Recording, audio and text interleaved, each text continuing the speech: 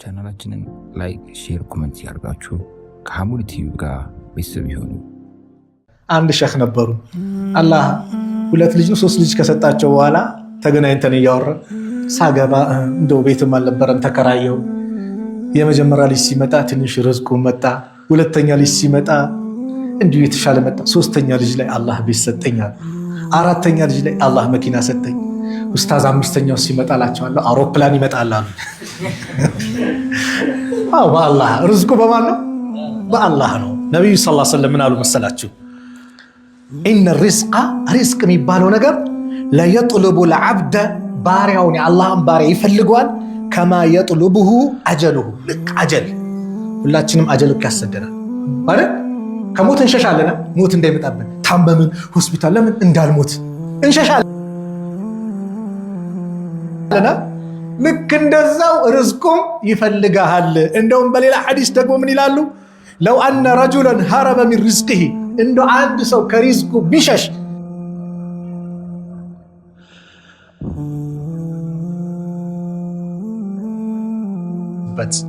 በሌላ ደግሞ ሐዲስ አንድ ሰው አጀሉ ከሚፈልገው የበለጠ ርዝቁ ይፈልገዋል አሉ። ርዝቁ ይፈልገዋል። ርዝቅ ከማን ነው? ከአላህ ነው። በአላህ ትመካለህ። እህቶችን ታማክራለህ፣ ጓደኞችን ታማክራለህ። ሰበብ ነው ማማከር።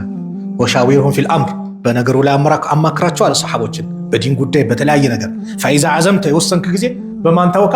ፈተወከል አለላህ አንተም እንደዛ አድርገህ ተመካ እንጂ ሁሌ አትፍዘዝ። ኢድ ሲመጣ ብቻህን፣ አረፋም ሲመጣ ብቻህን፣ ረመዳንም ብቻህን። ሙስታሂድ ናችሁ? እምቢ ካላችሁ ሳምንት እንገናኝ። ሌላው ከዚሁ ጋር ሴት ልጅ ራሷን መዳር አትችልም። ሴት ልጅ ራሷን መዳር አትችልም። ግልጽ ነው። ያለ ወልይ ኒካ የለም ማለት ነው። ያለ ወልይ አሁን አንዳንድ ቦታ ላይ ችግር የለም አባትና ወንድም እያለ እነሱ ፍቃደኝነታቸው ሳይጠየቁ በጎን ሄዶ ሸሪዓ ፍርድ ቤት የሚባል ጫወታ አይደለም፣ ዲን ጫወታ አይደለም። ይሄን ያሱ ሴት ልጅ የተከበረች ናት። ወልይ አላህ አስቀመጠላት። ለምን? ለራሷ ጥቅም ነው። ተጠሪዋ ነው። የሆነ ነገር ብትሆን የሚከራከርላት አካል። ዝም ብለሽ የምትገቢ ከሆነ ዝም ብለሽ ትወጫለሽ። ይሄን ወቂ። አንቺ የተከበርሽ ነሽ። ሴቶች ለምንድን ነው የማነሳው?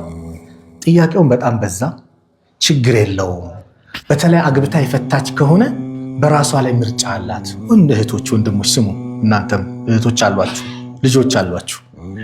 በአዲስ አበባ ከፍተኛ ተፈላጊነት ባለው በቡልጋሪያ አካባቢ የሚገኝ ዘመናዊ አፓርትመንት ቤት ከሰመር ሪል ስቴት ከዚህ በፊት በካዛንችስ ሴቶች አደባባይ ዘመናዊ አፓርትመንት ቤቶችን አጠናቀን ማስረከባችን ይታወቃል።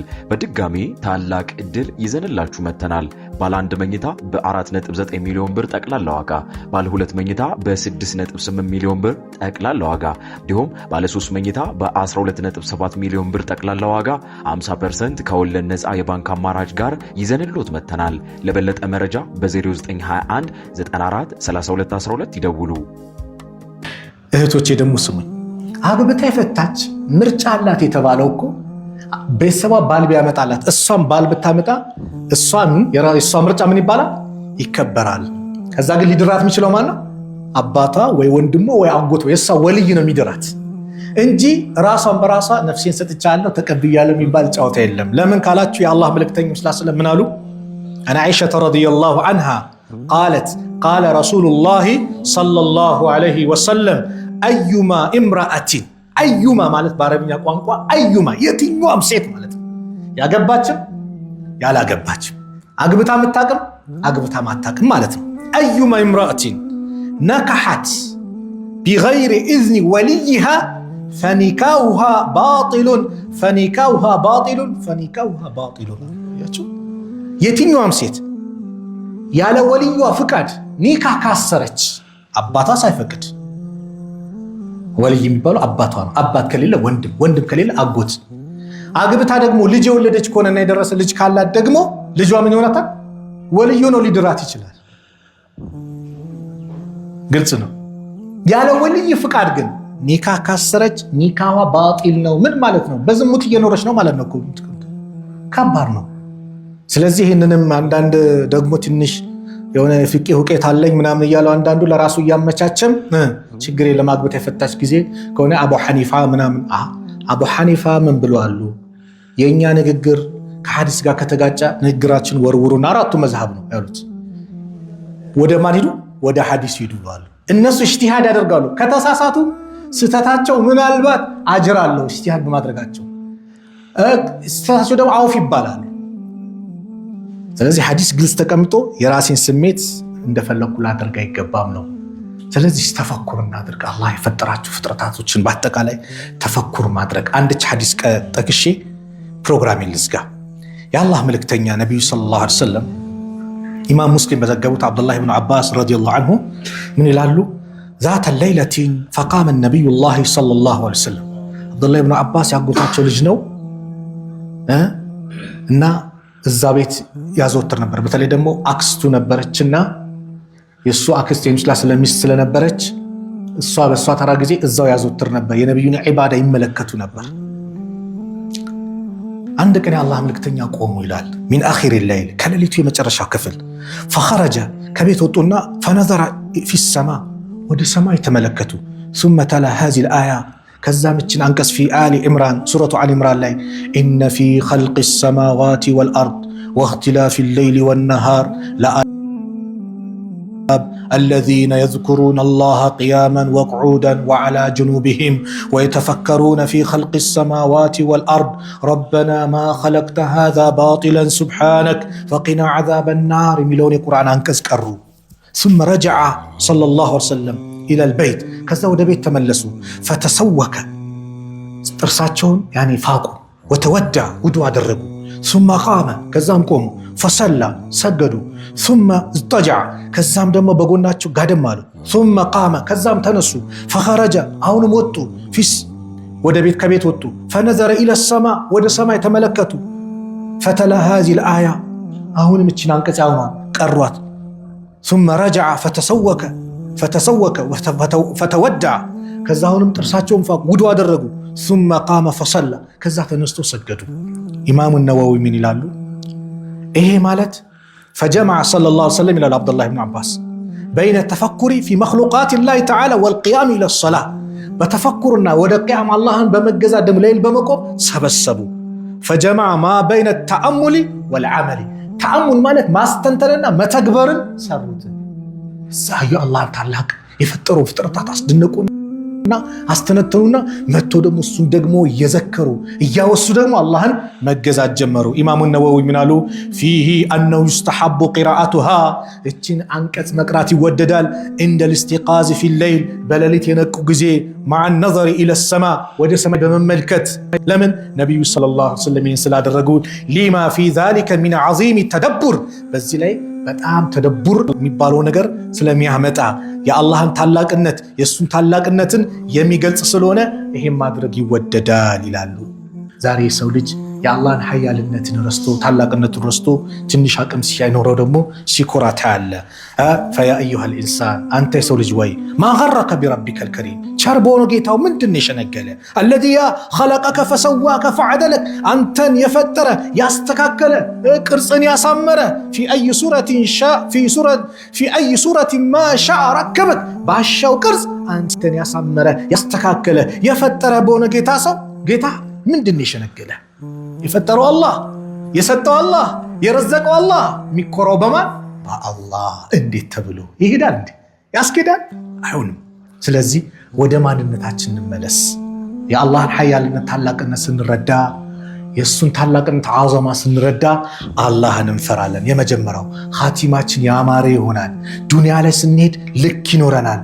መኩራራት የሚባል ነገር እናቆማለን። በደል እንተዋለን። ያንን እንያዝ። መግቢያ ላይ የተነገርኩትን ቁርአን ሐዲስ መመሪያችን መሆናችንን እንዳንዘነጋ።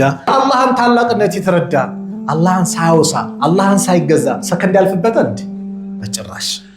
ላይን ለመቆም ምኖር ሰበብም ይሆናል። ያን ታላቅ ጌታ አላህን እያስተነተነ እስቲ ከራሳችን አፈጣጠር እንመልከት። ራሳችን እንዴት ነው አላህ የፈጠረ? ዛሬ የሰው ልጅ በጣም በሚያጅብ ሁኔታ ትንሽ መኪናው በ40 ሚሊዮን ምናምን የሚጠጋ መኪና የያዘ ጊዜ ፎቁ የተለያየ የደረሰ ጊዜ በቃ እኔ ነኝ የሰው ልጆችን ህይወት ተቆጣጠርኩ ብሎ ያስባል። በቃ ከኔ ውጭ ማንም የለም ብሎ ያስባል። አረ የሰው ልጅ ወይ እስቲ ራስህን ተመልከት ከምን እንደተፈጠርክ እያለ ነው። ወሚን አያቲሂ ከአላህ ድንቅ ተአምራቶቹ ድንቅ ስራዎቹ አን ኸለቀኩም ሚን ቱራቢን እናንተን ከአፈር መፍጠሩ ነው። አዎ የሰው ልጆች በአራት ሁኔታ ተፈጥረዋል። በአራት አይነት ሁኔታ አባታችን አደም ከምን ተፈጥሯል? ከአፈር አንደኛው አፈጣጠር። ሁለተኛው አፈጣጠር እናታችን ሐዋ ከወንድ ብቻ ተፈጥራለች ከአደም ጎን ሁለተኛው። ሶስተኛው እኛ የሰው ልጆች ነን። ከማን?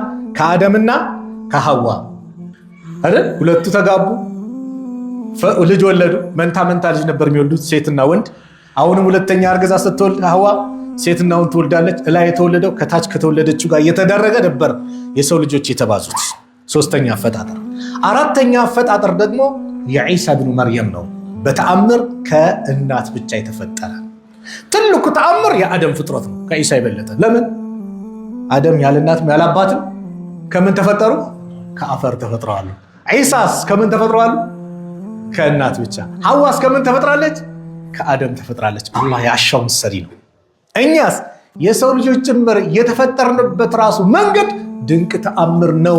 በዛች ፍቶት ጠብታ ስፐርም የዘር ፈሳሽ በምንሆን መንይ እንኳን የሰው ልጅ ትንኝ ይፈጠራል ተብሎ አይታሰብም በሰው ልጅ አእምሮ። አላህ ግን አደረገው። አያችሁ፣ አላህ ችሎታ ሁሉን ነገር ቻይ የሆነ ጌታ ነው። ከፈለገው ነገር መፍጠር ይችላል አላህ። ስለዚህም አላህ ምን አለ? ወሚን አያቲሂ ከተአምራቶቹ አን ኸለቀኩም ሚን ቱራብ እናንተን ከአፈር መፍጠሩ ነው። ثم إذا أنتم بشر تنتشرون ከዛ እናንተ ወዲያው የምትበታተኑ ሰው ሆናችሁ መንቀሳቀሳችሁ ይሄ ድንቃስ ተፈጥሮ ነው አለ። አዎ የሰው ልጅ በዚህ ተፈጠረ። ያንን ይመልከት የፈሱ ሰው ልጅ እንዴት እንደተፈጠረ። ወፊ አንፉሲኩም አፈላ ተብሲሩን በነፍሶቻችሁ ላይ አላህ Subhanahu Wa Ta'ala ጥሩ ከተናገርኩ ከዘንድ ነው፣ ከተሳሳትኩ ደግሞ ከነፍሴና ከሸይጣን ነው። አላህ እዚሁ የተወደደው ቤት እንደሰበሰበን ነገም ጀነተል ፊርደውስ እንደሰብስበን። ቢስሚላህ አልሐምዱሊላህ ወሰላቱ ወሰላሙ ዐላ ረሱሊላህ። አላህ Subhanahu Wa Ta'ala የሁላችን መጨረሻ ያማረ አላህ ያርግልን። መጨረሻችን አላህ ያሳምርልን። ዱንያ አኺራችን ያማረ አላህ ያርግልን። ጭንቀታችን አላህ ያስወግድልን። ርዝቃችን አላህ ያስፋልን። ያ ረብ ያላገባውን ጥሩ ትዳር አላህ ይለግሰው። ለእህቶቻችን ሷሊ ባል አላህ ይለግሳቸው። ለወንድሞቻችንም ሷሊ ሚስት አላህ ይለግሳቸው። ልጅ የሌለውንም አላህ ልጅ አላህ ይለግሰው። ዱንያ አኺራችን ያማረ አላህ ያርግልን። እሱ በፈጠረው ፍጥረታት በአጠቃላይ አስተንትነን የእሱን አዛማ ታላቅነት የምንረዳ አላህ ያድርገን። እሱን ብቻ በብቸኝነት የምንገዛ አላህ ያድርገን። የረሱልን ዓለይሂ ሰላቱ ወሰላም ሱና የምንከተል አላህ ያድርገን። መንገዳቸውን ፈለጋቸውን ይዘን የምንጓዝ አላህ ያድርገን። ሐውዳቸውን ነገ መልቂያማ በእጃቸው የምንጠጣ አላህ ያድርገን። የእሳቸውን ሱና አጥብቀን የምንይዝ አላህ ያድርገን። የነቢዩን ሐዲስ የምናፈቅር የምንኖርበት አላህ ያድርገን። ቁርአንን መመሪያችን የምናደርግ አላህ ያድርገን። ወንድማማችነታችን አላህ ያጠናክርልን። ዓለም ላይ ያሉት ሙስሊሞች ከመከራ ከጭንቀት አላህ ነጃ አላህ ይበላቸው። በአዲስ አበባ ከፍተኛ ተፈላጊነት ባለው በቡልጋሪያ አካባቢ የሚገኝ ዘመናዊ አፓርትመንት ቤት ከሰመር ሪል ስቴት ከዚህ በፊት በካዛንችስ ሴቶች አደባባይ ዘመናዊ አፓርትመንት ቤቶችን አጠናቀን ማስረከባችን ይታወቃል። በድጋሚ ታላቅ እድል ይዘንላችሁ መተናል። ባለ 1 መኝታ በ4.9 ሚሊዮን ብር ጠቅላላ ዋጋ፣ ባለ 2 መኝታ በ6.8 ሚሊዮን ብር ጠቅላላ ዋጋ እንዲሁም ባለ 3 መኝታ በ12.7 ሚሊዮን ብር ጠቅላላ ዋጋ 50% ከወለድ ነፃ የባንክ አማራጭ ጋር ይዘንሎት መተናል።